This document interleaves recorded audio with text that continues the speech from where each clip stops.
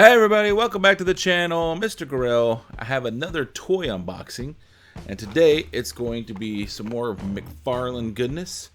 I have the DC The Grim Knight. Looking pretty awesome. He's got like all those guns behind him. Can't wait to see what that's about. Give you a little look. Here's some in the back. Some of this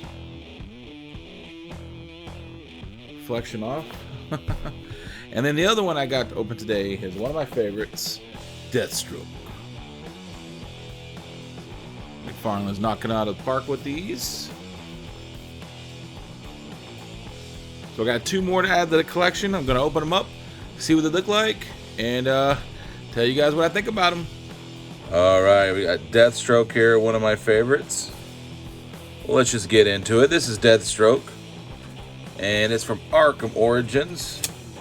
The card says, Slade Wilson was the Army top operative when he underwent experiments that turned him into a super soldier with enhanced strength, stamina, regenerative powers. There's more, but you know, you can read it later. So here we go. Let's get into the movability. So here's the shoulder joint. It just goes around in circles. It goes up and down. Pretty decent. It goes up to this point.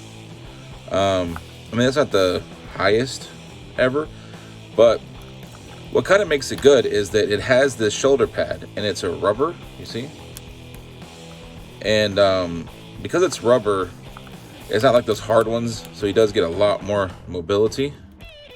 And then let's see, the elbow joint, it goes pretty far bendy. It does kind of make it look funny when you've been at that high, but he does have the ability to bend his elbow. Then let's see, you have the wrist. It can go, it's a ball, so it can go anywhere you want it to go. And we're gonna stay on the arm for a second, or the overall, I guess, look of it. I think it's, what I like about it is that it shows you it has 3 different layers. All right, so you have this like metal layer that's supposed to be another kind of armor. And then if I get really close, you can kind of see that it's got this like weave pattern. I don't know if you can pick that up necessarily, but it's got this like weave pattern that's kind of like Kevlar. And then underneath it, you can see the silver. So it's like another armor underneath it. You can see it right here in his ribs too. So that's really, really cool. And then if I just kind of spin around here, let me see if I can zoom in. Woo, that zoomed in, all right. All right, so there's that pattern I was talking about. And you can see a little bit better there. And then let's kind of look overall here. So on this arm, this is made of rubber. Like this is rubber. This is rubber, but it's hard and it doesn't move. So this is molded, I think.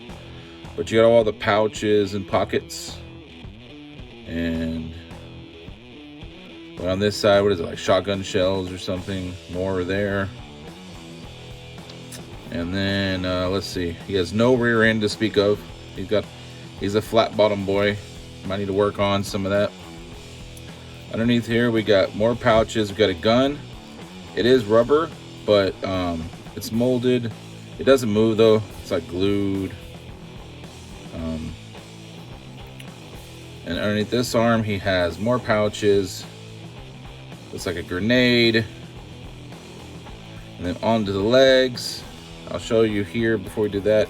He can twist, but as far as bending forward, I notice it's not great as bend forward.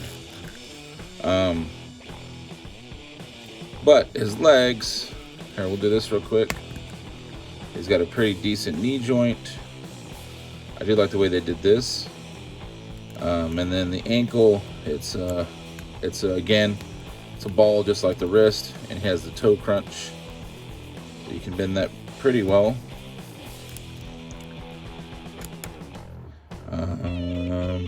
Yeah, here the only thing that I would say that I kind of like, cause see, like I like the knees. It's all pretty good. This right here though, if you can see this one, you see how it's like over the boot, and then you have this one that's like, it's got a pretty good separation. It looks like Peter Pan or something. I don't know how I feel about that. But moving on to the head, I love this. This is pretty iconic. The little straps to his mask flowing in the wind. That looks pretty good. Let's get a close-up of his face. Come on.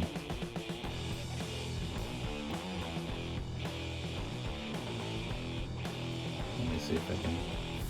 There we go. That's a little better. Paint job is pretty good, as you can see. Getting close as I can without it making it go too blurry. Paint application is awesome.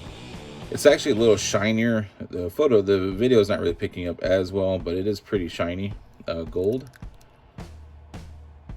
And like I said, you can see all the different layers that they put into it. And the last thing would be the sword that comes with it.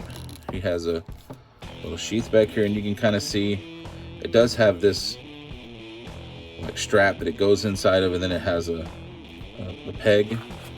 And then the sword is, can I grab it? There it is. You can kind of see the sword. It's not too bad. Looks pretty good. All right, so that's Deathstroke. I was very excited to get Deathstroke. Focus, there you go. I was very excited to get Deathstroke. Like I said earlier, he's one of my favorites. Maybe could have came with a little bit more weapons, but I kind of do like the fact that he just comes with one sword. Because, you know, he doesn't need all the rest of his stuff. He just comes with one sword. Now we have the Grim Knight. All right. McFarlane Toys. So let's take a look at the next one. This is an alternate reality Batman. On his card it says, the Batman Who Laugh comics.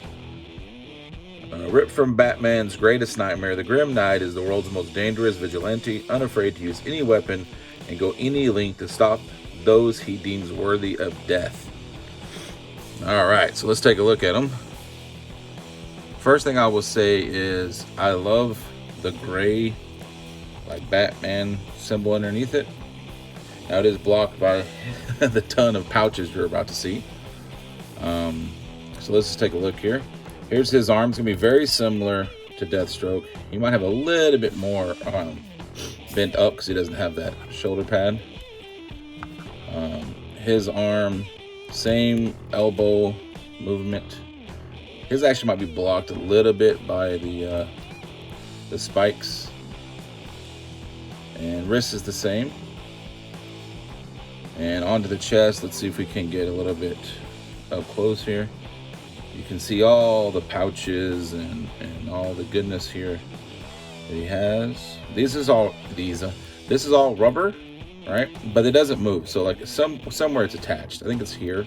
You can kind of feel that it's attached. But you got all the clips in the pouches. And then let's do a little count here. You got 1. Is there any more? I think there is. 2. On this side, 3 and 4.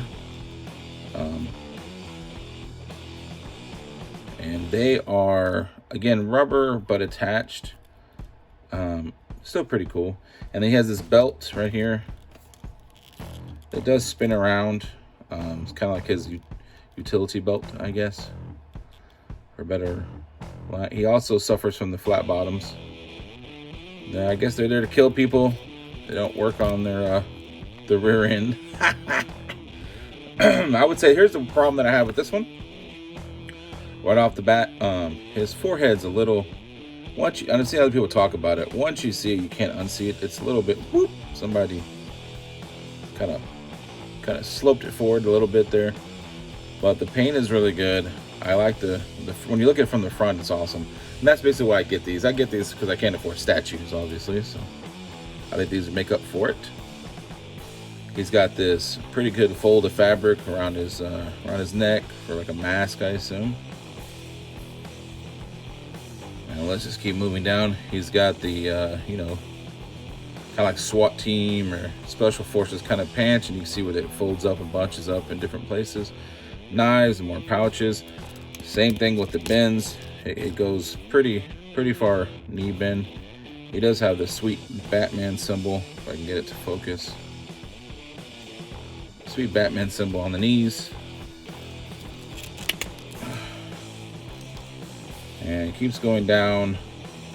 Gets bunched up around the boots, which I actually think is cool. The only thing that I think is kind of weird is the boots are super shiny, and I don't know. I don't like the ball joint here, because you can just see it. I mean, that's a big gap, and I know it has to be so it has mobility. I just wonder if they could have put like some kind of decorative flap or something over, just to kind of hide that a little bit. Would have been cool, but you know, it is what it is. Still a great figure, great toy. For me, a great thing to display on the cabinet over there on the shelf. Now let's see what he got as far as extras. The first thing he got was this little MP5, I believe it is. Now I feel like they could have done a little bit more with these. They are, as you can see, I mean, you're paying $20 though. So if they made them super detailed and put a wash or anything on it, I mean, obviously now the figure just, you know, the price of them just skyrocketed. And that's what it looks like in his hand. Again, I mean, it's the same thing I would say about this. It's all kind of one color in it. I mean, here it almost looks purplish, I guess, but it's not. Everything's the same color. I mean, I know that's the point of the comic book, you know. You're not supposed to stand out, but I don't know if you could have made it look like a wash, or, you know, make the gauntlets maybe stick out a little bit more. But again, you know, gotta weigh the cost. They give us a pretty good amount of stuff for the cost. All right, so there's that one. The next one up is, not that, this. Next one up is this. It is the grenade launcher. Now, I have seen some people point this out, that if you look at it, the back end is pretty well warped, and yeah, it comes from the packaging, but I also think it's a little bit of a design because of the gauntlets. If you put this in his hand, you can kind of see when it's in his arm like that, how it has to bend around his arm, just because, you know, I mean, I guess you could kind of raise it up here, but, or, you know, but no matter what, it's going to kind of bend. I think it is going to bend. I mean, you can heat it up and straighten it, but I think you're going to just keep having that issue. But I mean, if you're looking at it from the front, I mean, I don't think, you know, that's that big of a deal. And then the part that I think makes this the coolest is that you have this. And this is his bundle of guns. As you can see, pretty much every assault rifle, I believe, that you could think of is here. And you can see it has a peg, and it just goes right there into his back. And then he has his collection of guns. You know, this would be a pretty intimidating figure as he comes towards you with the Bacco guns. So there you go. There is the Grim Knight and Deathstroke figures. I'll put them on the old spinneroo so you can take a look at them. What do I think? I think these are awesome. I think McFarlane Toys has absolutely knocked it out of the park with all these there's new waves of the Batman toys, the DC toys. I pretty much got all the ones. I have two more that I'll show in another video, and I pretty much got all the ones I want, that I think of. I can't think of any. I mean, maybe there's a few more, but I think they're amazing. Tell me down in the comment section, what do you think? Do you think these are awesome? Do you think they're worth it? I think for 20 bucks, you get a toy to me. If it's on a shelf, it dang near looks like a statue, and you don't have to pay $1,000 for for the statue. But anyway, thanks a lot, guys. Thanks for watching. If you like what you see, you can always subscribe. You can always subscribe. You can comment. You can hit the like button. Share with your friends. Don't forget, also, I'm on now on Twitch, Mr. Gorell, or what is it? Twitch TV / Mr. Gorell. I'm on Instagram. You know where to find me. I'm not hard to find. Thanks, guys, and we'll catch you later.